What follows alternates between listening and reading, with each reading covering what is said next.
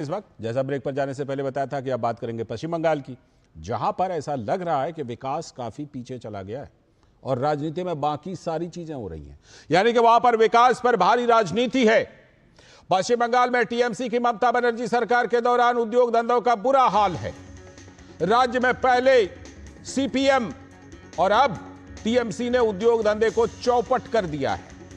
साल 2011-12 से लेकर अब तक 6,688 करीब 7,000 कंपनियां पश्चिम बंगाल से बाहर चली गई और इनमें से देखिए गई कहां हैं। 1,308 कंपनी महाराष्ट्र चली गई बंगाल छोड़कर, 1,297 दिल्ली आ गई, 879 उत्तर प्रदेश चली गई, 511 छत्तीसगढ़ और 423 गुजरात चली गई बंगाल छोड़कर।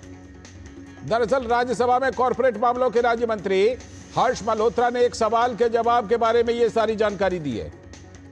राज्यसभा के सांसद और भाजपा के पश्चिम बंगाल प्रदेश के अध्यक्ष शमीक भट्टाचार्य ने यह सवाल पूछा था, तो उसी के जवाब में बोला गया। पश्चिम बंगाल में देखिए, साल 2011 में ही ममता बनर्जी की टीएमसी सत्ता में आई थी और उसी समय से लेकर अभी तक के ये आंकड़े हैं। तो मुख्यमंत्री ममता बनर्जी की सरकार की प्राथमिकता में विकास के बजाय लगता है बाकी सारे मुद्दे हैं, बस विकास नहीं है। आए दिन पश्चिम बंगाल सरकार पर भ्रष्टाचार और तुष्टीकरण के बड़े बड़े आरोप लगते रहते हैं। ममता बनर्जी सरकार पर घुसपैठियों और अल्पसंख्यकों के तुष्टीकरण के आरोप तो आम हैं, लेकिन जरा देखिए दूसरी तरफ भी खेलती है ममता बनर्जी। संतुलन बनाने की कोशिश में कई बार ममता सरकार अन्य मुद्दे भी उठाती रहती हैं। अब सीएम ममता का हिंदुओं को खुश करने के लिए दुर्गा आंगन बनाने का फैसला आया है। अभी जगन्नाथ यात्रा वाला आपने देखा ही होगा। तो बीजेपी ने इस दुर्गा आंगन को लेकर कहा हिंदू बेवकूफ नहीं है और ममता से यह भी पूछ लिया क्या अब हिंदू धर्म गंध धर्म नहीं है क्या। दरअसल इसलिए पूछा क्योंकि ममता ने ऐसा कहा था। हाल ही में घुसपैठियों को बचाने के लिए बांग्ला भाषा कार्ड खेलने का भी टीएमसी पर आरोप है। ममता बनर्जी ने खुलकर बोली है ये बात। पश्चिम बंगाल के कई हिस्सों से सांप्रदायिक टकराहट और दंगे की तो खबरें आती ही रहती हैं। मुर्शिदाबाद मालदह से हाल की खबरें आएंगी। राज्य में कानून व्यवस्था का बुरा हाल है। पुलिस और प्रशासन पर निकम्मेपन के आरोप लगते रहते हैं। तो ऐसे में पश्चिम बंगाल से इतनी भारी संख्या में उद्योग धंधों का, कंपनियों का चला जाना आसानी से समझा जा सकता है कि आखिर वो गए क्यों।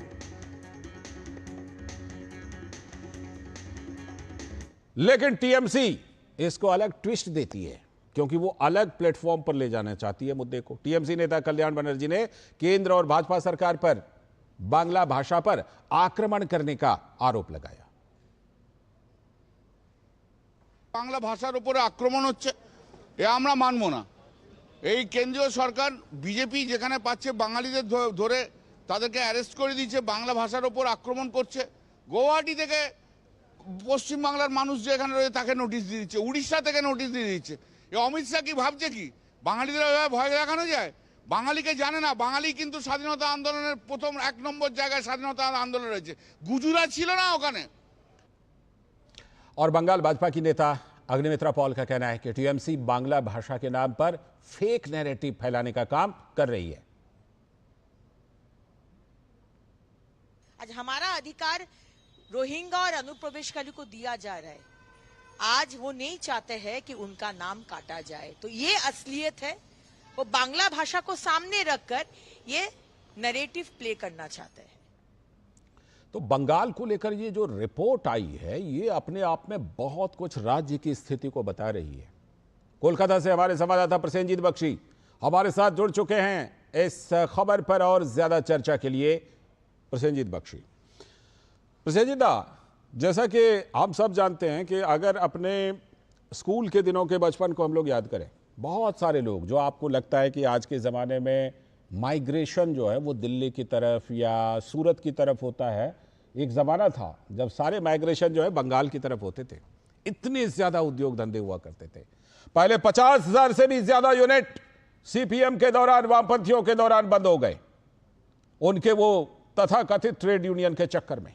और अब ममता सरकार को लेकर यह रिपोर्ट आई है। यह रिपोर्ट यह बता रही है दादा कि पश्चिम बंगाल में लगातार मान के चले करीब 5 दशक हो गए, 50 साल से उद्योग धंधों को बिल्कुल चौपट कर दिया, जिसमें 15 साल ममता जी का भी है।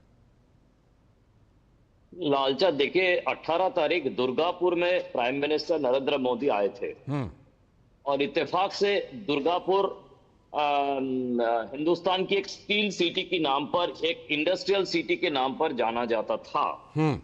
और इत्तेफाक से मेरा बचपन और 22 साल उम्र तक मेरा भी जिंदगी उसी दुर्गापुर का मिट्टी पे मैंने बिताया जी। तो इस बार मैं जाके ना वहां पे थोड़ा सा मेरा नॉस्टैल्जिक कुछ वीडियो बना रहा था, इधर उधर घूम के हमारी सोशल मीडिया में डालने के लिए। हाँ। तो मैं आपको बताऊं कि 18 तारीख अपने भाषण में प्रधानमंत्री जिस तरह से डेवलपमेंट के बारे में बताया ना, उन्होंने बताया था कि एक समय पे यहाँ पे लोग होते थे जिनको बैंक माना जाता था जी। द्वारकानाथ ठाकुर की नाम उन्होंने लिया था, जिनको बैंक माना जाता था, जिन्होंने पूरे दुनिया से बिजनेस को बंगाल के लिए लाया था। उन्होंने डॉक्टर कादम्बरी का नाम लिया है, जो हिंदुस्तान की पहला महिला एलोपैथिक डॉक्टर। तो इन्होंने इस तरह से अपने बात को रखा था। और मैंने जो अपना वीडियो बनाया था मेरे अपने लिए, मेरे दर्द को दिखाने के लिए अपने सोशल मीडिया पर, और दिखाया था कि वहां पे जो फैक्ट्रीज हुआ करता था वहां पे जंग लगा हुआ, कुछ लोहे का स्ट्रक्चर पड़ा हुआ है और कुछ नहीं है, खंडहर हो गया होगा, बिल्कुल खंडहर बन गया है। जो टाउनशिप्स है, जिस घर पे, जिस क्वार्टर में हम लोग रहते थे, वहां का दरवाजा और खिड़की लोगों ने खोल खोल के बेच दिए हैं। तो ये है बंगाल की स्थिति। और जो कल कॉर्पोरेट अफेयर्स डिपार्टमेंट की तरफ से सवाल के जवाब में 6,688 ऐसा कुछ बताया गया है, मुझे तो कभी कभी लगता है कि ये संख्या भी कम है। ये समझना चाहिए लालचांद कि आप जिस तरह से सो कॉल्ड ट्रेड यूनियन के बारे में वाम मोर्चे की समय की बात बता रहे थे, आप बताएं कि जिस सिंगूर आंदोलन के नाम पर ममता बनर्जी गर्व करती है, उस आंदोलन का पीछे है क्या? किसी ने कारखाना बनाने की कोशिश कर रहा था और उस कारखाने की दीवार को हर दिन गुंडागर्दी की तरह उसकी दीवार को तोड़ देना, उसकी शेड्स को तोड़ देना, यही था आंदोलन। और आंदोलन में क्या बताया गया था कि हम जमीन वापस करेंगे। अभी इसी दुर्गापुर जाने के समय पे अगर मैं वहां का वीडियो करता और भेजता कि जिस जमीन में सालों में 3 बार फसल उगाया जाता था, उस जमीन का खंडहर स्थिति क्या ममता बनर्जी ने बना दिया है अपने आंदोलन के नाम पर। टाटा को मजबूर कर दिया, इसीलिए लोग भाग के जाते हैं कि उनकी गुंडागर्दी के कारण। टाटा को मजबूर कर दिया था नैनो को साणंद ले जाने के लिए। ये तो एक उदाहरण है, और ऐसे हजारों हजार उदाहरण। लेकिन दादा, इन सब चीजों को कवर अप करने के लिए देखिए क्या होता है।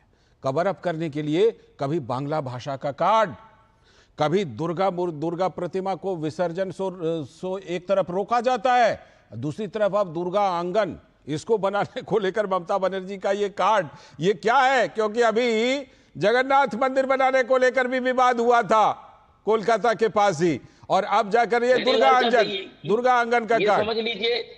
ये समझ लीजिए कि ममता बनर्जी को लगा था कि जगन्नाथ की एक डुप्लीकेट इमारत बना के वो भगवान जगन्नाथ की जो धाम है पुरी में, उसको यहाँ पे रेप्लिकेट करके लोगों की जो वोट है उसको आकर्षण कर सकती है। लेकिन प्रधानमंत्री आके जब जय मां दुर्गा और जय मां काली बोल दिया ना, तो उनको लगा तब से कि ये तो गलत हो गया, अभी यहाँ पे दुर्गा और काली का सरकारी खर्चे से पैसा बनाकर कुछ बनाना पड़ेगा। ये उनको लगने लगा है, पहली बात। दूसरी बात है, जो बांग्ला की बात कह रहा है, मैं दावे के साथ कह रहा हूं, अगर यहाँ पे किसी बंगाल की किसी भी परिवार को, हम जिस सोसाइटी में बिलोंग करते हैं, मतलब जिस लेवल पर बिलोंग करते हैं, जिनका बेटा या बेटी पढ़ने के मौका जिनको मिला है, जो पढ़ाई किया है और उसके बाद नौकरी किया है, किसी एक को रैंडम फोन उठा के कॉल करिए और उनके बच्चा कहां पे है। उनके बच्चा हैदराबाद में है, नहीं तो गुरुग्राम में है, नहीं तो पुणे में है, नहीं तो बेंगलुरु में है, नहीं तो नासिक में है, नहीं तो बड़ौदा में है, और किसी और दूसरे जगह नहीं है कोलकाता या बंगाल के आसपास की जहां पे उनके बच्चे ऊपर से अगर डॉक्टर बनना है, अगर इंजीनियर बनना है, तो उड़ीसा की किसी प्राइवेट कॉलेज या प्राइवेट यूनिवर्सिटी में जाके वो लोग पढ़ते हैं। मैं उनका नाम नहीं ले रहा हूं क्योंकि वो प्राइवेट ऑर्गेनाइजेशन है।